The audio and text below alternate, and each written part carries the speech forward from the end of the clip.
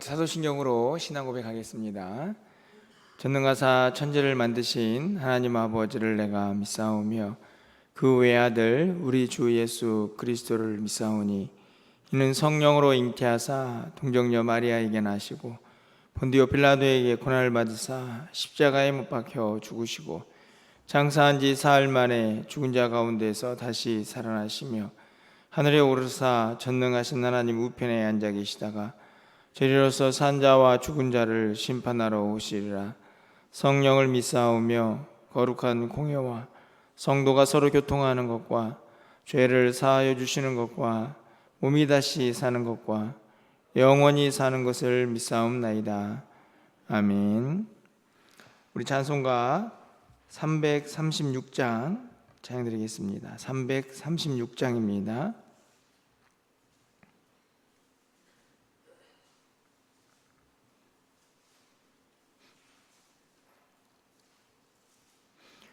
(336장) 찬양드립니다. 환난과 핍박 중에도 성도는 신앙 지켰네. 이 신앙 생각할 때에 기쁨이 충만하도다. 성도의 신앙 따라서 죽도록 충성하겠네. 옥중에 매인 성도나 양심은 자유 얻었네. 우리도 고난 받으면 죽어도 영광 되도다. 성도의 신앙 따라서 죽도록 충성하겠네.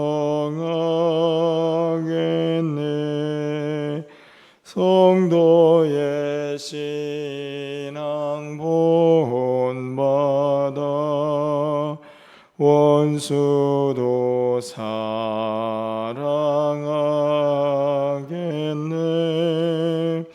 인자한 언어 행실로 이 신앙 전파하리라. 성도의 신앙 따라서 죽도록 충성하겠네. 아멘. 오늘 하나님 말씀은 데살로니가 후서 1장 3절부터 10절까지 말씀입니다. 신약성경 334쪽에 있습니다. 데살로니가 후서 1장 3절에서 10절 말씀을 한 절씩 교독하고 마지막 10절은 함께 읽겠습니다. 형제들아, 우리가 너희를 위하여 항상 하나님께 감사할지니 이것이 당연함은 너희의 믿음이 더욱 자라고 너희가 다 각기 서로 사랑함이 풍성함이니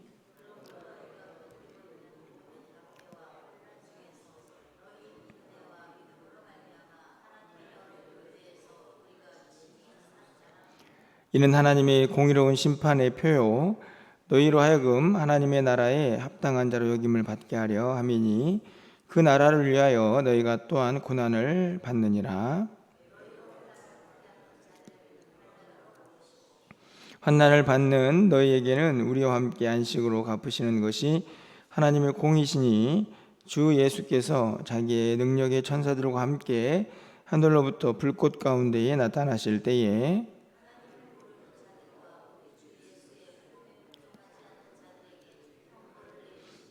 이러한 자들은 주의 얼굴과 그의 힘의 영광을 떠나 영원한 멸망의 형벌을 받으리로다.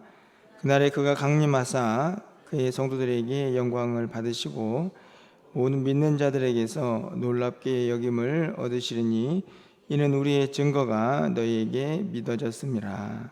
아멘. 데살로니가 전서를 마치고 이제 오늘은 후서의 말씀을 좀 생각해 보게 됩니다.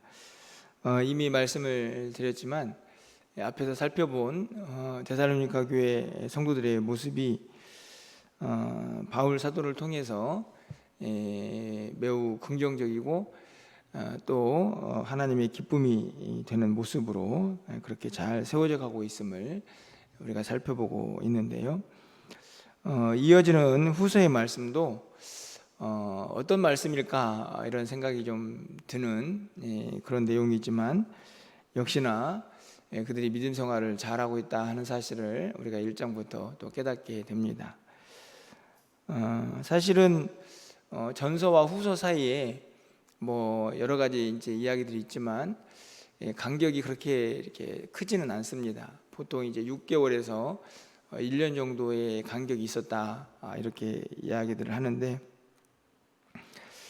이제 생각해 보면은 그 사이에 뭐 교회가 무슨 큰 변화가 있겠어라고 생각이 들 수도 있겠지만 저는 개인적으로 그 기간이면 얼마든지 교회가 다른 모습을 가질 수도 있는 그런 시간이라고 생각이 듭니다. 쉽게 말하면 전서에서는 신앙생활을 잘했지만 후서에서는 그러지 못한 모습으로 또 바울에게 들려질 수도 있었다 하는 것이죠.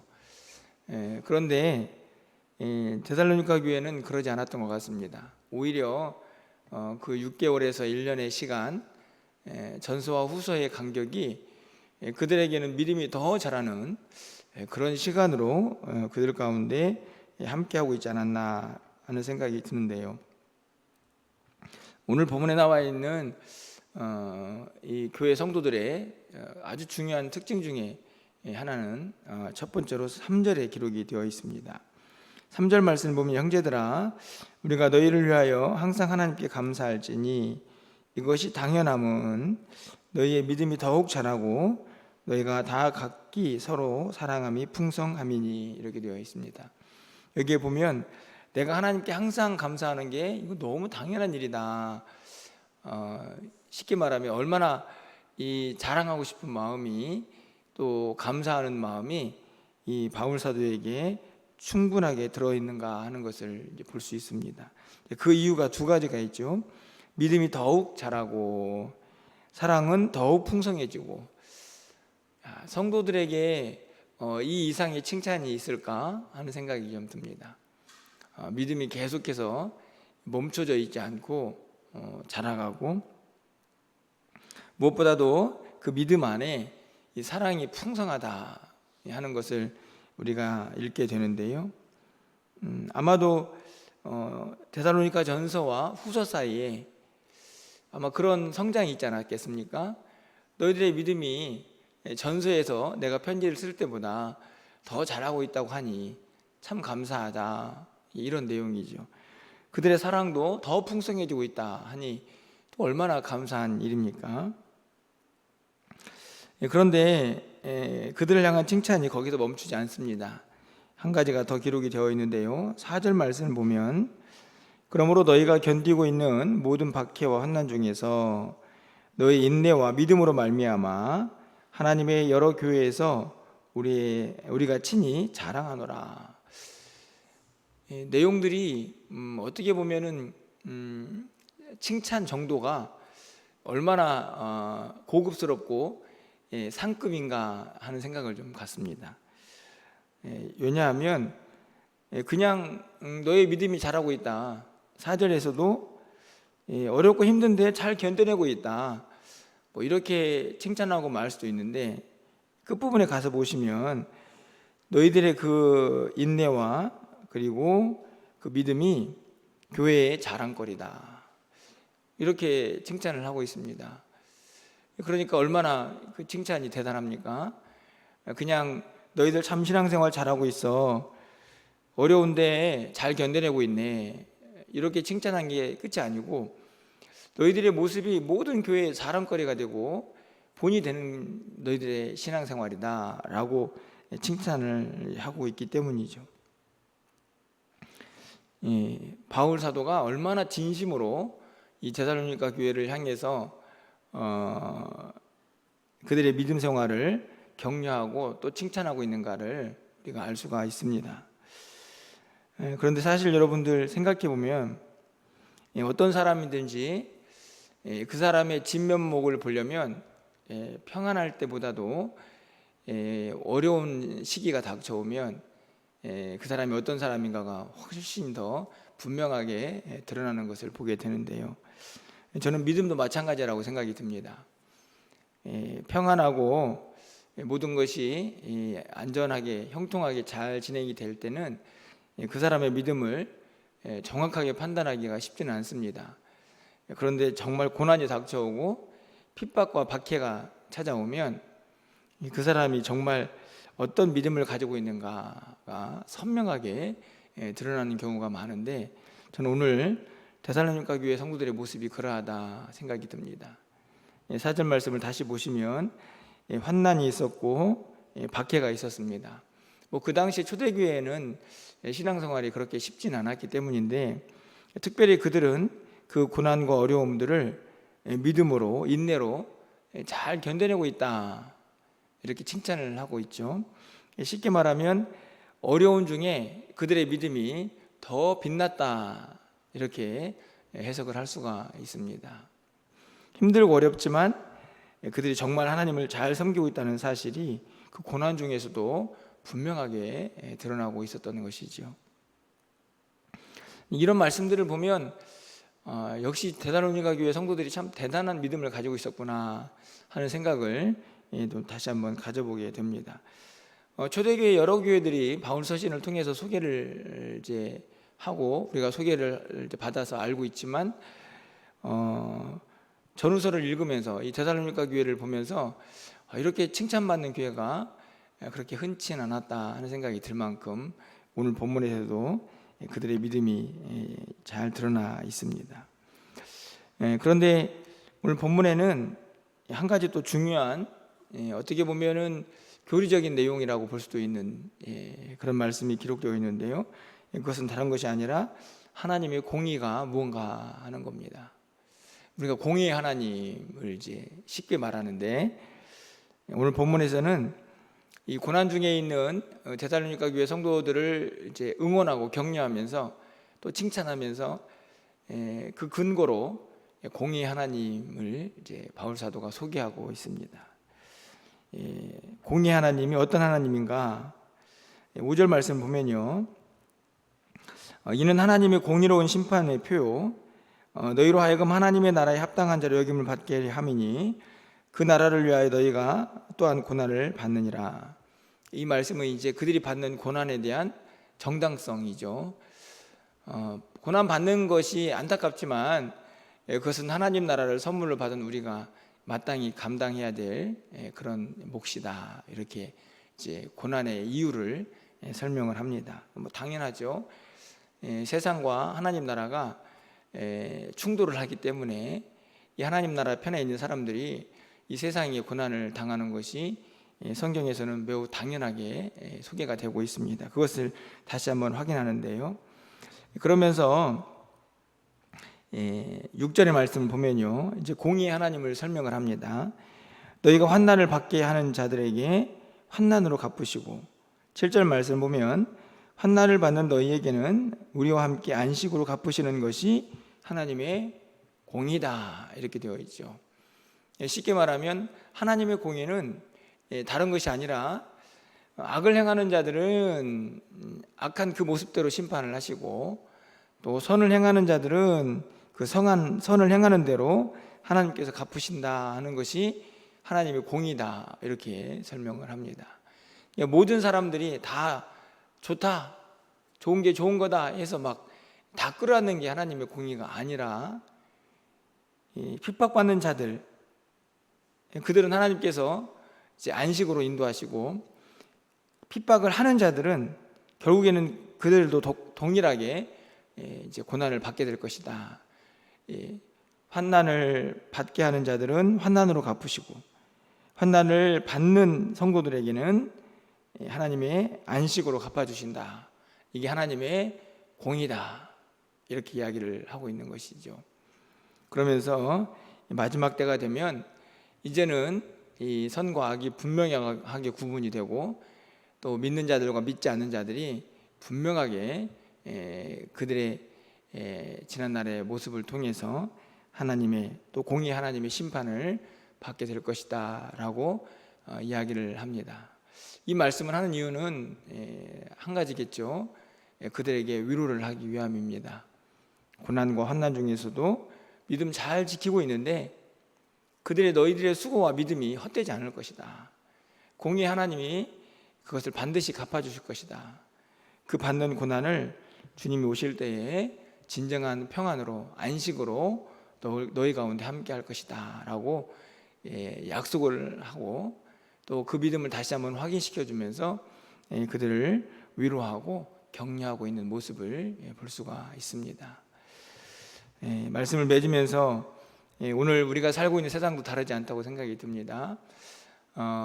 예수 믿는 것이 때로는 세상 속에서 조금은 힘들 수도 있지만, 우리가 기억해야 할 것은 그 힘듦과 수고가 이상한 것은 아니다. 하나님 나라를 약속받은 자들이 마땅히 견뎌내야 될, 또 우리의 신앙의 무게다 하는 것을 다시 한번 기억하시기를 바라고, 이 세상이 아무리 불의하고 그리고 아무리 악할지라도 결국에는 공의 하나님이 거기 합당한 심판을 하실 것이다 라는 이 약속도 우리가 기억하는 것이 중요하다 생각이 듭니다. 여러분, 우리가 생각해 보면 세상이 너무 악해서 이 세상이 어떻게 돌아가나 답답하기도 하고, 또 하나님을 믿는 사람들이 고난을 받을 때에는, 또 교회가 핍박을 받을 때에는 참 안타까운 마음도 들겠지만, 결국에는 공의 하나님의 그 합당한 심판이 이 땅 가운데 임하게 될 것을 우리가 믿을 때에 또 우리의 믿음이 힘이 생기지 않을까 하는 생각을 해보게 됩니다. 또 새로운 한 주간이 시작이 되는데요, 우리의 삶의 모든 영역에서 오늘 데살로니가 교회를 향한 칭찬처럼 우리의 모든 신앙이 좀 더 더욱더 자라는 그런 한 주간이 되었으면 좋겠고, 뿐만 아니라 우리가 하나님을 잘 섬기는 모습이 또 누군가에게도 자랑거리가 될 수 있는 그런 멸류관 교회가 되었으면 좋겠다, 우리 성도님들의 삶이 되었으면 좋겠다 생각이 듭니다. 아울러서 평안하면 좋겠지만 조금 고난이 닥쳐와도 그 고난 가운데에 하나님의 공의가 늘 함께할 것을 우리가 믿음으로 고백하면서 이 한 주간도 넉넉히 승리하는 우리 모두가 될 수 있기를 주님의 이름으로 간절히 축원합니다. 기도하겠습니다. 사랑의 하나님, 데살로니가 교회 성도들을 향한 바울 사도의 참 감사하는 마음, 또 그들을 응원하고 격려하는 마음이 오늘 말씀을 통해서 고스란히 이 시대를 살고 있는 우리에게도 전해줄 수 있어서 너무나 감사하고 또 영광을 올려드립니다. 오늘 이 말씀이 우리의 마음속에 깊이 새겨지게 하시고, 무엇보다도 우리 교회 가운데도 새겨지게 하셔서 이 아름다운 모습을 우리도 이루어갈 수 있는 하나님의 교회가 될 수 있도록 주님 도와주시옵소서. 우리의 믿음이 멈추지 않고 지속적으로 성장하기를 원합니다. 우리가 모든 사람들에게 본이 되고 또 자랑거리가 될 수 있는 그런 믿음의 공동체가 되기를 소망합니다. 고난과 환난 중에도 포기하지 않고 인내하면서 공의 하나님을 바라볼 수 있는 믿음의 사람들 되게 하여 주시옵소서. 그 믿음 가지고 이 한 주간도 승리하게 하여 주시고, 주님과 동행하기에 부족함이 없도록 주께서 함께하여 주시옵소서. 오늘 거룩한 주일입니다. 사랑하는 성도들, 세상의 마음을 빼앗기지 아니하고 온전히 나를 구별하여 하나님께 영광 돌릴 수 있도록 저들의 마음과 생각을 주장하여 주시옵소서. 오늘 강단에 선포되는 말씀이 생명의 말씀 되게 하셔서 무심령들의 마음속에 깊이 새겨지고 결단과 또 다짐이 있는 말씀들 될 수 있도록 주께서 함께하여 주시고, 모든 예배가 하나님께 기쁨이 되게 하여 주시옵소서. 한 주간 우리의 모든 삶을 하나님께서 주관하여 주시고, 우리가 무엇을 하든 어디에 있든지 간에 하나님의 영광 위하여 쓰임받는 귀한 한 주간이 되게 하여 주시옵소서. 오늘도 기도하오니 하나님을 활짝 열어주시고 하나님의 응답이 있는 귀한 시간 되기를 간절히 소망하옵고 예수 그리스도 이름으로 기도합나이다. 아멘.